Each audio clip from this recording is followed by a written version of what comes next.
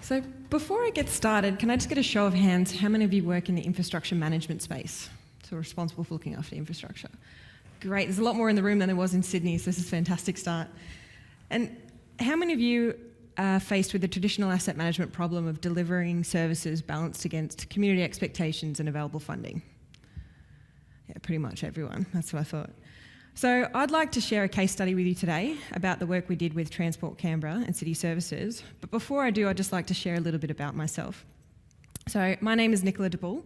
I'm a civil engineer who specialises in infrastructure asset management, and I've sort of been working in this space for about 12 years. I pretty much work around implementing systems and improving organisational asset management practices across Australia. So I'm going to hazard a guess that most of you in the room have a fair understanding of what asset management is. Yeah, some yes, maybe no. Well, I was recently asked by somebody, what it is that I actually do.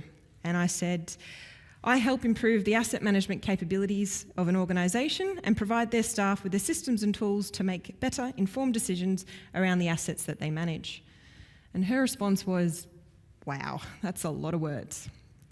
In other words, she didn't really get what it is that we do. And her response caused me to pause, and I thought to myself, this is probably one of the biggest problems that we face as an industry, is that how do we deliver, or how do we make asset management easy enough to understand? And how do we make it simple? So at Transport Canberra and City Services, Assetic was engaged to answer this traditional question of where should I spend their money to get the best bang for their buck? And what it was in response to a minister's it basically said, we've got an additional $1.9 million worth of funding. Where should we prioritise that? So going to a citizens forum and saying, community, where should we spend our money? But before we actually did that, we had to understand or provide Transport Canberra and City Services with an understanding of what assets they had and where they were. So we actually started with a story map, if I can bring it up, that had a look at what assets they had. So is there any people that use story maps here in the room? Yeah, a few of you?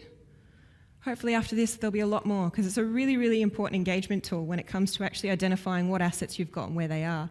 So what you're seeing on the map here, each one of these little dots is essentially a playspace area. Within that you've got broken down into different hierarchies. So they had, my district ones, which are these lovely purple ones. These are facilities like this, or play areas like this one here, that are actually high profile, high public use, and there's a little bit of complexity brought into those ones. Some of the community or central community play space areas, they're sort of like the ones where there's a little bit more going on, a little bit more like your community neighbourhood playgrounds, versus the majority of them, which are your local play space areas. So these are the ones that I kind of grew up with in the rural environment. So by using just a simple web app builder here, we were able to have a fairly good idea of what assets they had, what the distribution of their network looked like, what kind of condition information that they had. So you can see here that some are, green is good, so a number of them were in a fairly good condition, and then some down here were in a poorer condition or in need of renewal or works to be done or carried out. There was also a fair range in terms of the age of those play space or playground areas, some ranging to as old as 38 years of age. There was also a fair distribution of what were considered modern, which was only a small proportion, about 40%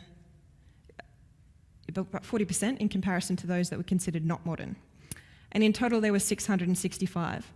So if I just give you an idea when we actually move into the map, perhaps I should have done it on a play area.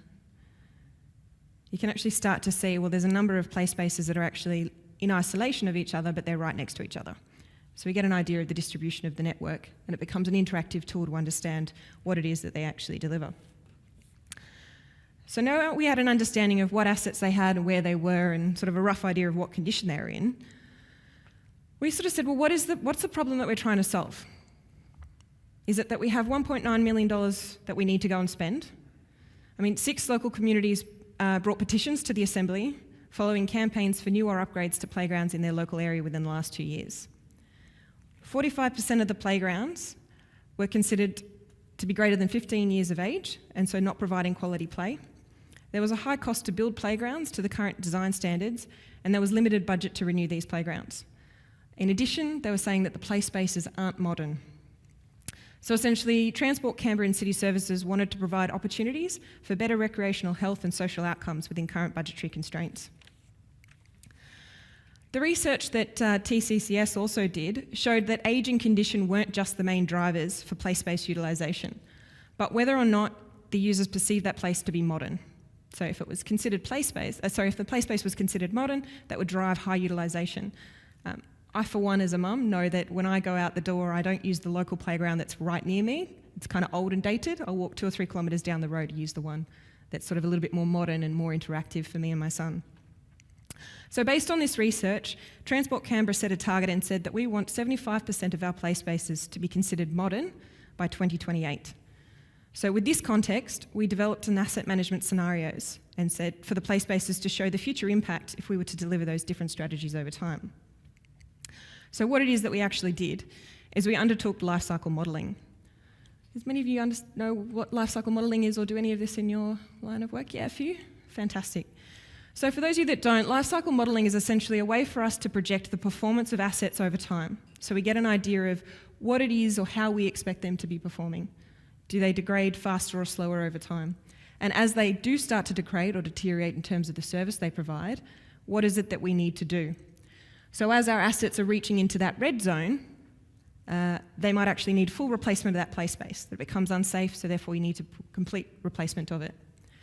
Alternatively, if you're kind of getting into that yellowy orangey area, in other words, the asset's deteriorating, it's still doing okay, but maybe we need to refurbish, we need to put a bit of money into it. So it might be something like a soft fall renewal around the playground itself. Some other things to consider in terms of life cycle modelling is that as the assets deteriorate over time, there's going to be an increased need for maintenance to basically keep that asset serviceable and keep it providing the service that the community expects. So Assetic, we use a predictive modelling tool that drives a lot of that decision and support for long-term planning of infrastructure assets. And it enables organisations to optimise service level outcomes and capital maintenance and expenditure. So we use industry-specific algorithms or degradation profiles that accurately predict how that asset's going to perform over time. So understanding how these play spaces perform over time, we were able to then look at a couple of different asset strategies or models, as we refer to them as. So what you're actually seeing here on the screen is the outcome after 10 years if Transport Canberra and City Services were to apply what's called a refurbish and renew. So essentially what they would say is, we'll come along, we'll replace a couple of spring rockers when they're failing, we'll top up some of that soft fall, we might put new soft fall in or new mulch or new bark. So we'll just keep it going. And then 15 years after that, or a few years after that, as it starts to hit that really poor condition, we're going to rip out the playground and put a new one in. So that's a strategy that we could take in terms of asset management replacement. What does that look like? So if you wanted to look at a particular area or a particular district, you're able to then sort of look into this and say, well, I've got some that are your reds or cherry reds, which are starting to reach the end of life, and some that are in a better condition. So that's like your greens, yellows. We then said, well, that's great, but it's not actually going to bring up our level of service in terms of modernisation. So we can't really afford to fund that strategy.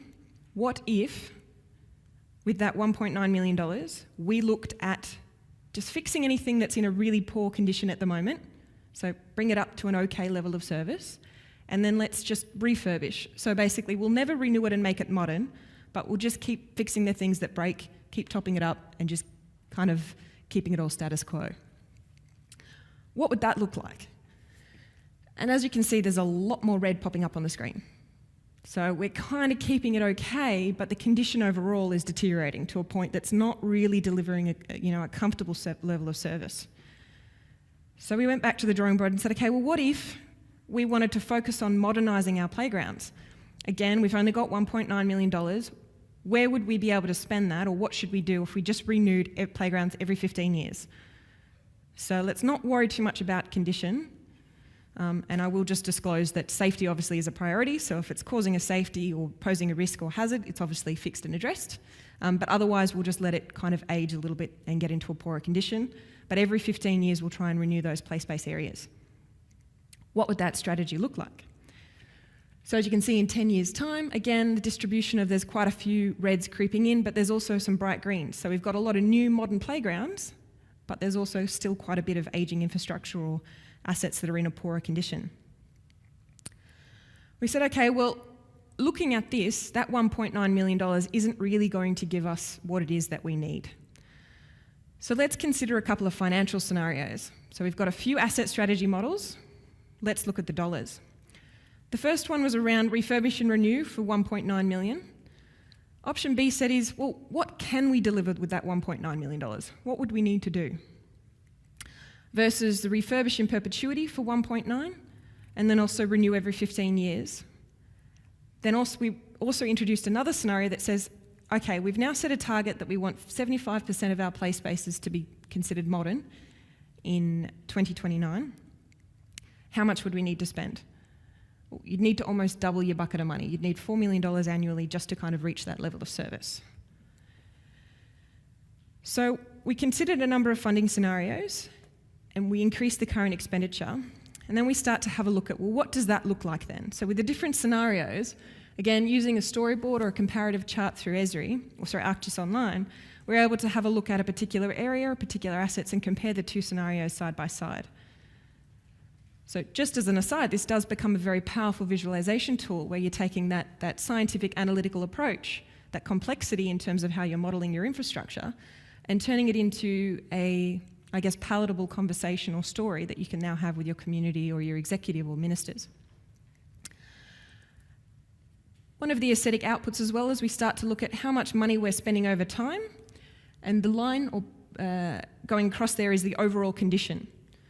So if you actually look and say that if we were to look at improving or current expenditure, is my performance staying the same over time or is it actually going to deteriorate?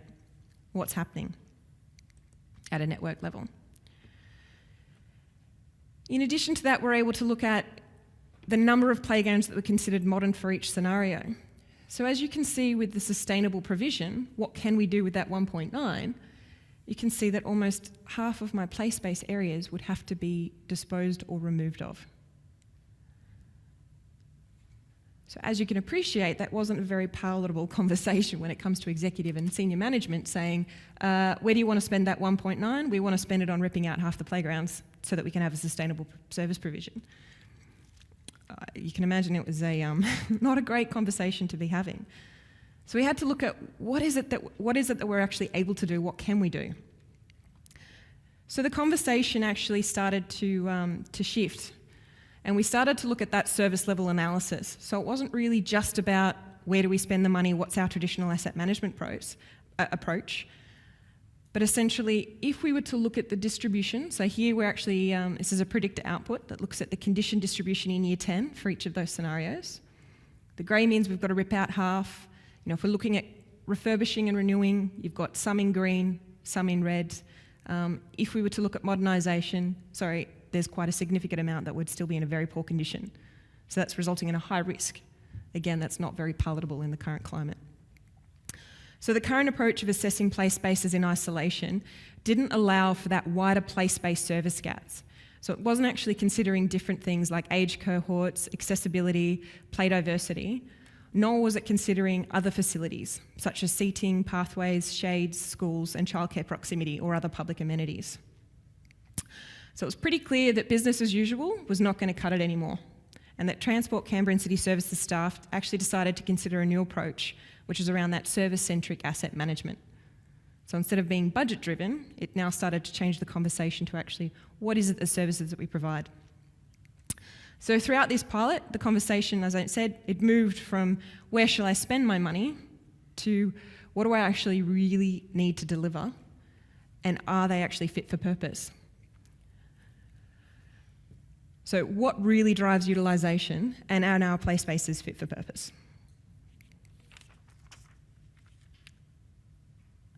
So what that then led the conversation to was looking at sustainable service provision. So we were able to actually start to overlay on a map. The blue is like the different footpath assets. We were able to grab some of the ABS statistics around what's the age demographics of a particular area. Also looking at whether or not what schools and childcare facilities were in proximity. So through the combination of Predictor and Esri, Transport Canberra now has the capability to answer these questions. So if we're looking at Tilapia District Park here, anyone actually know this park? Anyone been to Canberra recently? Yes, fantastic. So you'd be familiar with the services that it provides in this area. What we actually have here, if we were to look at the information that we know about this asset, is that the age is catering from 0 to 3, 4 to 7, 8 to 12, but doesn't actually cater for the over 13. We know that it's designed to provide a high level of service or high utilisation because it's a district facility. So we want to make sure that this is delivering a quality service to the community. However, when we actually overlaid the age demographics, we noticed that in the area, it's mainly high school students, teenagers. So the service that this playspace is actually delivering is designed for sort of that 0 to 10, 0 to 12. But the service that the community needs it to deliver is for my teenagers. So we went, okay. Well, if we're looking at the proximity of a high school, the fact that there's a toilet block, there's a footpath network nearby, as I said, looking at those age demographics and the utilisation within that framework. What they're able to do is start to consider things like pocket play spaces.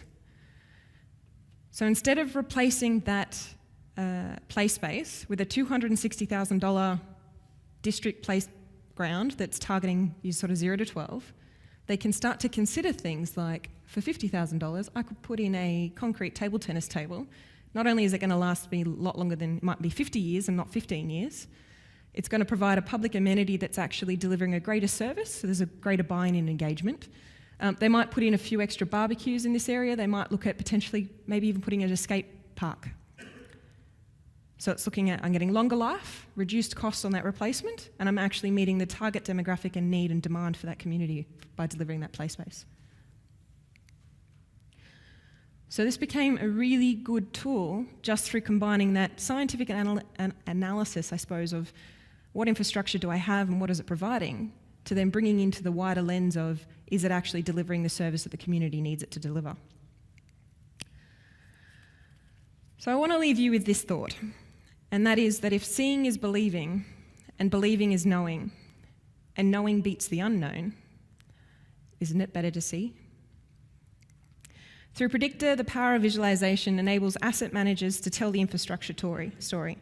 Through visualisation, long-term financial planning with sustainable asset management service delivery.